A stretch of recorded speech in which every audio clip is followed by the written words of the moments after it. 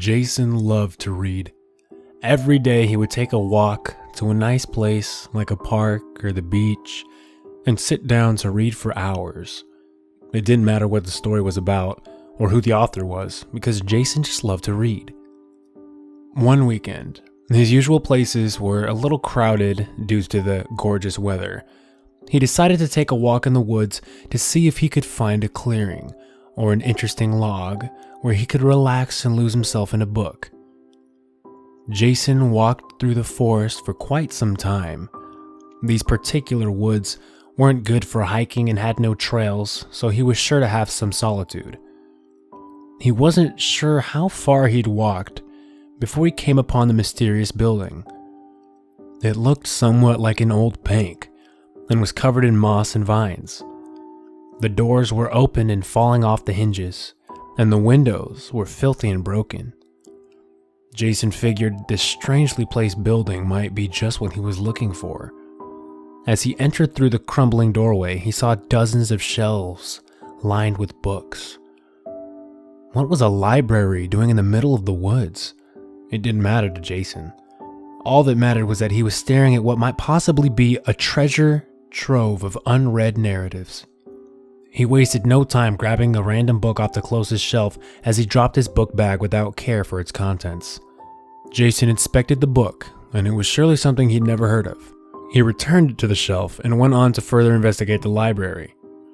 The whole place was filthy, but there wasn't any random clutter like one might expect from an old abandoned building. But why was it abandoned? Who could just leave all these books here to rot? Jason only thought about it for a moment. He was all too engaged in reading the names of all the books, wondering if he'd found something he recognized. He didn't find anything remotely familiar. Books were meant to be read, and Jackson felt like these books weren't fulfilling their purpose, and for a long time it seemed.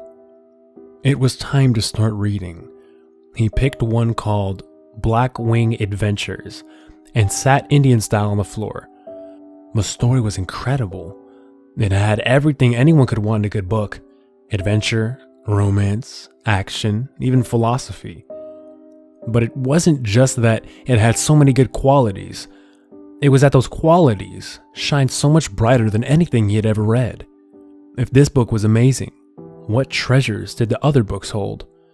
Jason was excited in a way he'd never felt before.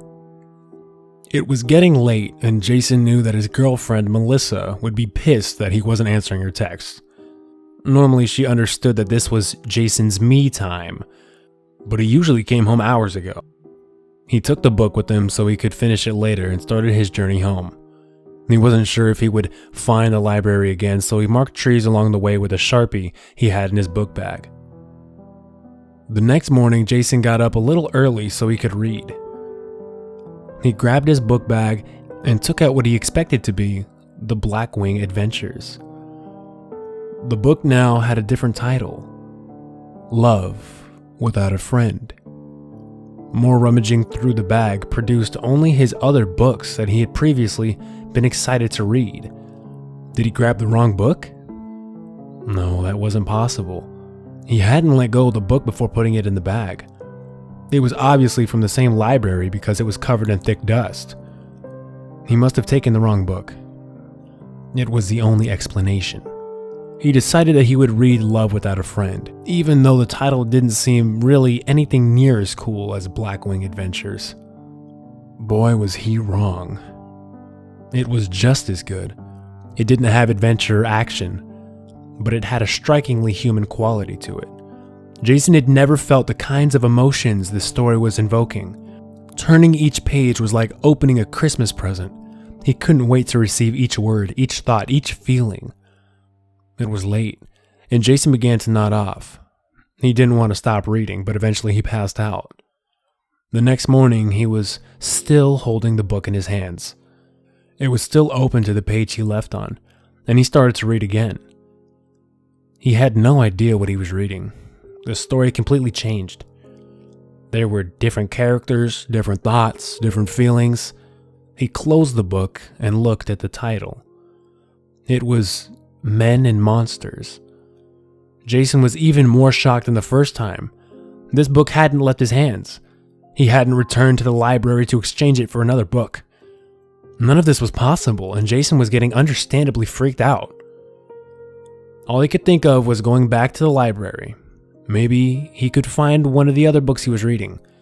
Upon his arrival, Jason received a text message from Melissa that read, "Are you ignoring me?" He responded, telling her he had found a new spot in the woods to read. He left out the part about the mysterious library with curious books, figuring it would only lead to more questions. Once Melissa's concern had diminished, Jason shut off his phone.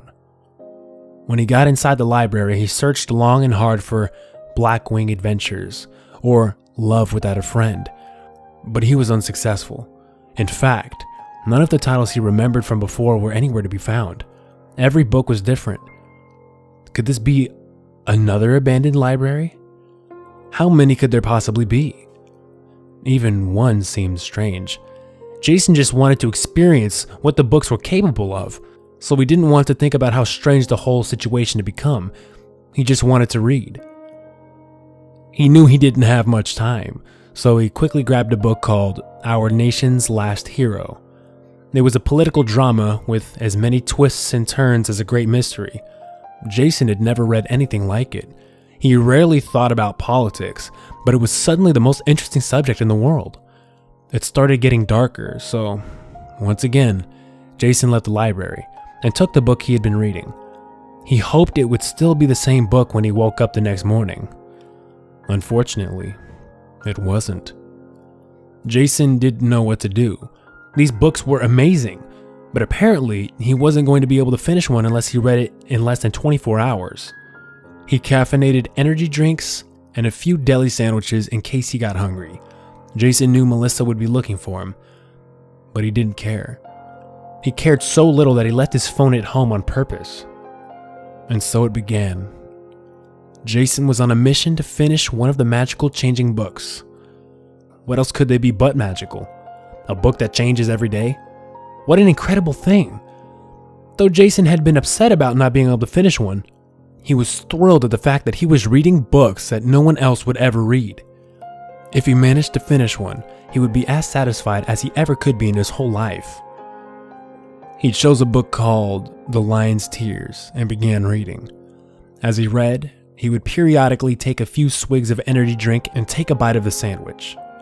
Eventually, he ran out of drinks and began crashing from all the caffeine.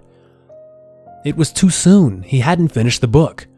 There were just a few chapters left, but he couldn't stay awake any longer. He hoped that he would wake up before the book changed. When he awoke, it seemed as though the next day had not yet come, but the book still transformed into something new. Jason decided he was wrong about when the change occurred. It wasn't when the day changed. It was whenever he fell asleep. Jason stopped leaving the library. He had no time to walk back and forth or spend time with his girlfriend, or to do anything else other than read those magical books. He tried to stay awake long enough to finish one, just one, but it was no use. He just kept falling asleep. Jason was getting angry now. This wasn't a treasure trove of beautiful works of fiction, it was a curse. He was obsessed with finishing one of those books, and it was eating away at his sanity. No food, no water, no contact with other human beings. When Jason would begin to fall asleep, he would take a piece of broken glass from one of the windows and cut himself to stay awake. After several cuts, he began to feel weak from blood loss.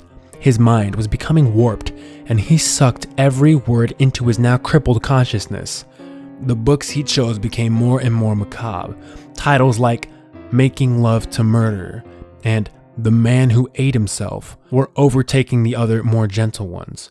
If Jason was going to finish one of these books, it had to be something that interested him, and gentle things were no longer in his interest. There was no telling how long Jason had been in the library. He wasn't eating or drinking, but somehow he wasn't hungry or thirsty anymore. It was as if the books were keeping him alive. They wanted him to read. They wanted him to finish. He kept getting closer and closer to finishing one of the books. He was sleeping less and less, and his dream was going to soon come true. But which book would be the lucky one? Which book would be read from front to back by a willing participant? He picked up a book off the shelf and looked at the title. It was called Jason Loved to Read. His eyes widened.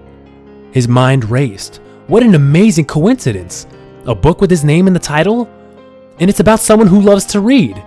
Adrenaline raced through Jason's body as he opened the book to the first chapter. He read of a teenage boy who found an abandoned library in the woods. He read about the books that magically changed their content whenever the protagonist fell asleep. He read about himself. This was the book that he would finish. This was the book he had to finish. Jason's heart pounded like mad as he reached the final chapter, when suddenly he was interrupted by a shouting female. "What the hell, Jason? This is where you've been? I've been calling. I've been texting. Everyone's looking for you. I only found this place because I happened to see those marks on the trees and thought, maybe you made them. Hello? Jason, are you deaf?" Just then, she noticed the cuts all over Jason's body. She fell silent and took a step back. Here was her boyfriend, cut up and bloody, buried in a book, paying no attention to her tirade. "Jason, what's going on? Are you alright? Why won't you look at me? Jason!" Her voice was concerned but hesitant. Jason just sat there Indian style reading his book. Melissa lost her temper. "Jason! Look at me, Jason! What the fuck?" She began to cry. All she wanted was to find her boyfriend and find out why he had been missing. She expected him to embrace her and to tell her that they were together again and that everything was going to be alright. She ran to him, bent down, grabbed his arm and shouted, "Jason!" In a split second, Jason grabbed a piece of broken glass already covered in blood from using it to cut himself and jammed it firmly into Melissa's neck. Her eyes became wild with fear as she gurgled and jiggled, eventually falling to the floor with the glass still in her neck.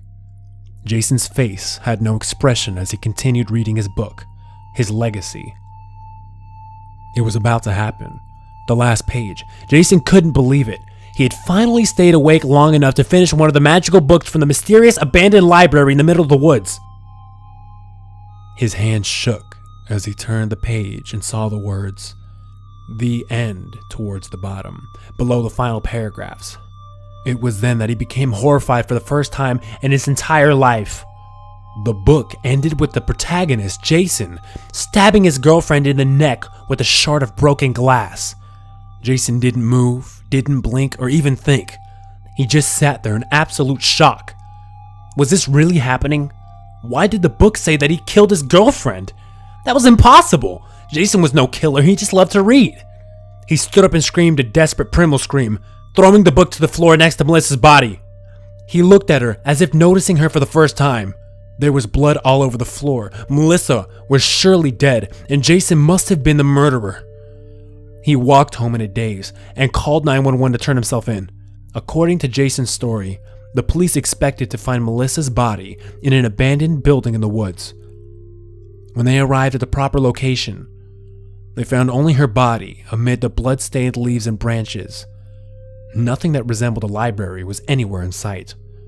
The details of the trial and conviction aren't extraordinary, but what you may find interesting is what happened when Jason arrived at prison. His cellmate offered him a book to pass the time. Jason politely replied, "No thanks. I hate to read."